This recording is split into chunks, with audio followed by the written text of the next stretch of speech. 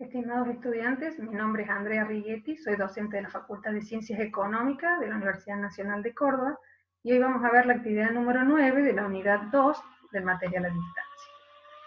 En base a esta actividad vamos a repasar cuáles son las medidas de posición no central, vamos a calcular los cuartiles mediante el uso de Infostat, interpretar las medidas en el contexto del problema planteado y vamos a realizar algunas recomendaciones. La actividad número 9 está relacionada con la actividad 5. La actividad número 5 nos decía que examinaban los registros de cuentas mensuales de una empresa que vendía libros y que el auditor tomaba una muestra de 12 de esas cuentas y registraba los montos de deuda. Y además presentaba un histograma. Entonces, la actividad número 9 nos pide que calculemos los cuartiles y marquemos en el histograma las medidas correspondientes, analicemos esas medidas en el contexto del problema para analizar el comportamiento de la variable. Las medidas de posición no central, si repasamos, eran los cuartiles, los deciles y los percentiles. Cuando habíamos visto la mediana, habíamos dicho que la mediana era el valor de la variable que dividía a nuestros datos previamente ordenados en dos grupos iguales de la misma cantidad de observaciones. Y que ese valor era superado por el 50% de las observaciones. Bueno, en el caso de los cuartiles, lo que estamos diciendo es que dividimos las observaciones en cuatro partes, para una cantidad de observaciones. En el caso de los deciles, decimos que lo dividimos por 10, y en el de los percentiles por 100. La actividad nos pide que nosotros calculemos los cuartiles. Entonces vamos a repasar los conceptos de los cuartiles. El cuartil 1 es el valor de la variable que supera no más del 25% de las observaciones y por supuesto es superada por el 75% restante. El cuartil 2 tiene la misma interpretación que la mediana. El cuartil 3 es el valor de la variable que supera no más del 75% de las observaciones y es superada por no más del 25% restante. Cuando nosotros tenemos que calcular a través de una serie simple los cuartiles, tenemos que ubicar dónde se encuentran esos cuartiles. Entonces, lo primero que dijimos que tenemos que hacer es ordenar los valores en relación a su magnitud y luego determinar dónde está el orden de cada uno de estos cuartiles. Y lo podemos determinar de esta manera que tenemos expresado aquí, y una vez que hemos ubicado la posición donde se encuentra, buscamos el valor de la variable en esa posición. Y el Infostat tiene diferentes modos también de cómo calculan los cuartiles. Bien, yo les he dejado un archivo en donde tienen paso a paso cómo cargar la base de datos, ir haciéndoles todos los análisis estadísticos mediante Infostat, pero aquí lo vamos a hacer de manera resumida. Una vez que ustedes han cargado la base de datos y han determinado cuál es la variable de interés o de estudio, entonces hacemos estadística, medidas resumen. Allí nos va a pedir que seleccionemos la variable monto de venta y la pasemos a la otra ventanita, y al darle a aceptar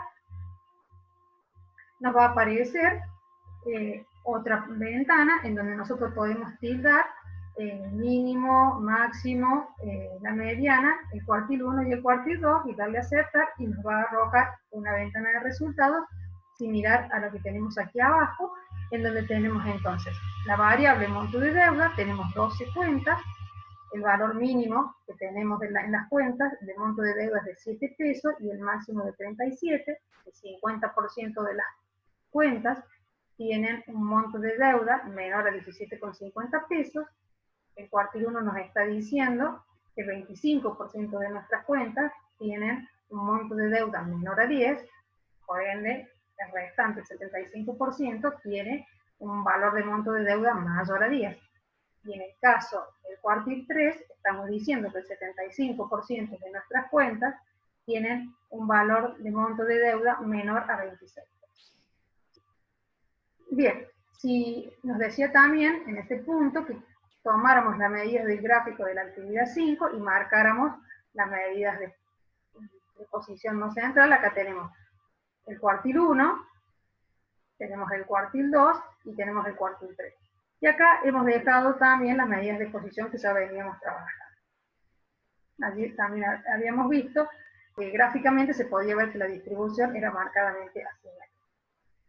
Si nosotros queremos trabajar en forma de calcular los cuartiles en una serie simple, lo que estamos diciendo es que el valor, ¿no es cierto?, de la mediana era el valor, el cuartil 2 en este caso, era el valor de la variable que me dividía los datos previamente ordenados en dos partes iguales. Entonces, vemos que si nosotros calculamos la mediana, o el cuartil 2, vamos a ver que está entre el sexto y el séptimo lugar. Entonces podemos hacer un promedio entre 15 y 20 dividido 2 para que nos dé que el valor del cuartil 2 es 17,5. En el caso del cuartil 1, simplemente ¿qué hacemos? Era la cantidad de observaciones más 1 dividido 4 me da que está en el tercer lugar. Entonces, el cuartil 1 es 10. En el caso del cuartil 3 me da 9,75, algunos programas toman solamente la parte entera, entonces el cuartil es 26, y otro lo que hace simplemente es tomar un promedio de estos dos valores.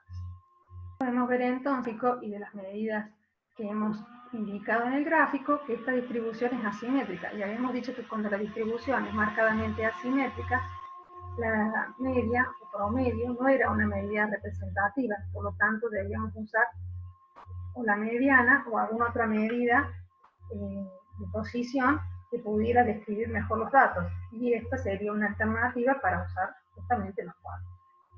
Bueno, aquí hemos finalizado esta actividad y espero verlos en los próximos videos.